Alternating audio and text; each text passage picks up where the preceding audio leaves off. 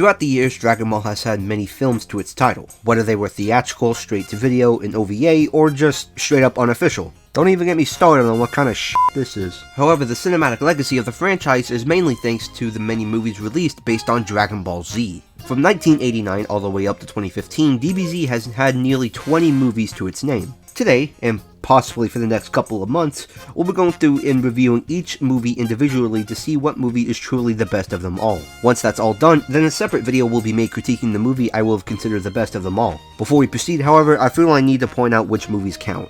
All 13 movies released from 1989 to 1995 will be covered, alongside the newer films released in 2013 and 2015. The two specials, Bardock the Father of Goku and The History of Trunks, will also count as movies. However, OVAs do not count, such as Plan to Eradicate the Saiyans, Yo's Son Goku and His Friends Return, and Episode of Bardock. Also, thanks to your guys' input, we'll be going through each movie in chronological order in the Dragon Ball timeline, despite all of them probably not being canon. With that being said, ladies and gentlemen, welcome to the Dragon Ball Z Movie Marathon.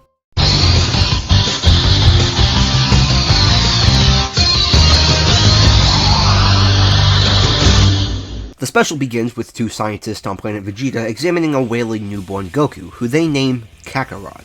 Meanwhile, a team of Saiyans turn into the Great Ape form and destroy an entire town on the planet Kanasa as an assignment for Frieza. The next morning, a surviving civilian attacks the team of Saiyans and gives their leader, Bardock, psychic powers so that he could see the end of him and the Saiyans. This causes Bardock to kill the survivor and pass out. On planet Vegeta, we see two surveillance guards and a young Nappa watch as a younger Prince Vegeta trains in a room full of Cybermen.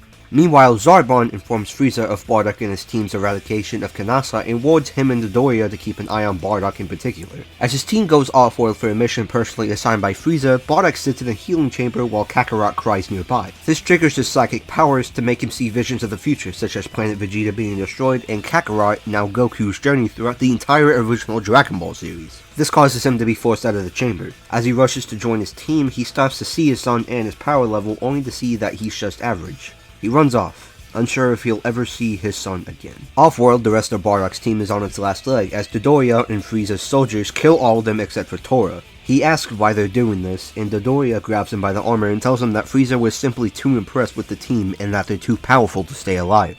Later, Bardock finally arrives on the planet to see his friends' corpses lying around the battlefield, except the dying Tora, who tells Bardock about Frieza's plan. He gives his dying breath, wishing his friend good luck, as Bardock vows his revenge against Frieza. As he does so, Dodoria's men appear behind him as they mock him, causing a fight between them to ensue. However, Bardock abruptly stops when he sees more flashes of the future, this time of Goku using a Kaioken attack in the fight between him and Vegeta in the Saiyan Saga. After he's tossed around, he manages to escape and eradicate the two remaining soldiers. Dodoria finally shows himself and uses a massive blast on Bardock, believing to have killed him, but he's still alive. Dodoria reports back to Frieza as Zarbon points out Bardock's space pod nearby. Frieza ultimately decides that the only way to destroy Bardock is to destroy all Saiyans. As a bloody Bardock makes his way home, he crosses paths with another pod, triggering yet another glimpse of his son in the years to come. He arrives back to planet Vegeta as the two attendants inform him of Kakarot's departure, meaning that he did pass his son and that the vision of the planet being destroyed must be true as well. Bardock slowly makes his way towards the other Saiyans as he falls and is shown yet another glimpse of the future,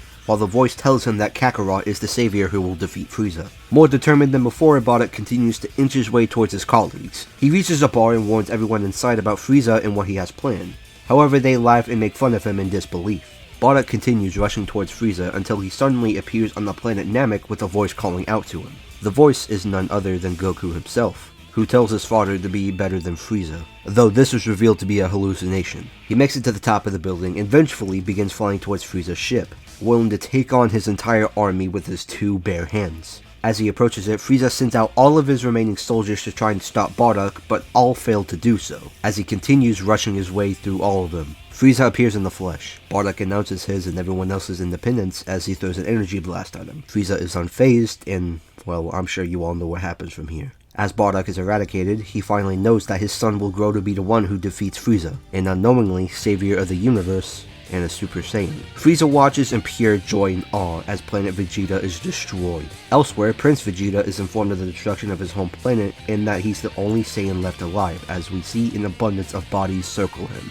Meanwhile, Kakarot lands on Earth and is found by Grandpa Gohan, given the name Goku, and we all know the story from here.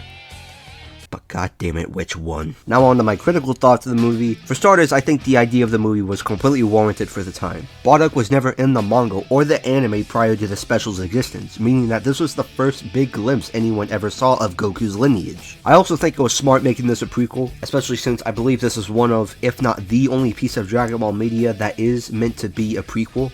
Feel free to prove me wrong in the comments. You guys definitely proved me wrong about some points I made in my last video. And a franchise I actually see a lot of similarities to in this movie is Star Wars. In this prequel, you see Bardock trying and failing to stop Frieza, while A New Hope slowly emerges elsewhere in the universe who will eventually put an end to Frieza. In Star Wars, Obi-Wan Kenobi tries and sorta succeeds to stop Darth Vader, who still stands triumphantly after the short-lived victory, while A New Hope slowly emerges in the galaxy to one day defeat Vader. It's analogies like this that really makes me appreciate these types of movies, even if there is a giant gap between the release dates. As for the story, it tells a strong but somewhat simple one. It tells the story of a soldier who knows his life and his world fall apart, but tries anything and everything in his power to change it. Yet in the end, he meets his destiny.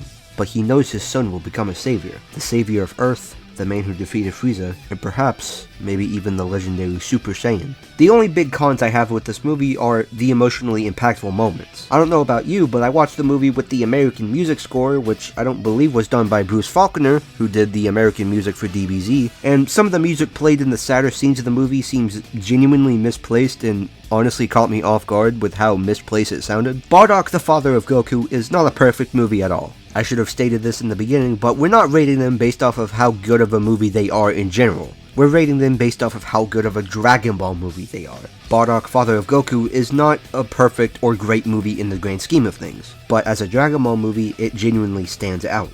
It's got a story that, although you may already know the ending to, is still told brilliantly. The animation for the time is also very nicely done. Overall, Bardock, Father of Goku is a pretty stellar time for it only being about 45 minutes long, but that's the big con you get whenever you watch a special. Overall, the movie gets an 8 out of 10, not for it being a movie in general, but for being a Dragon Ball movie.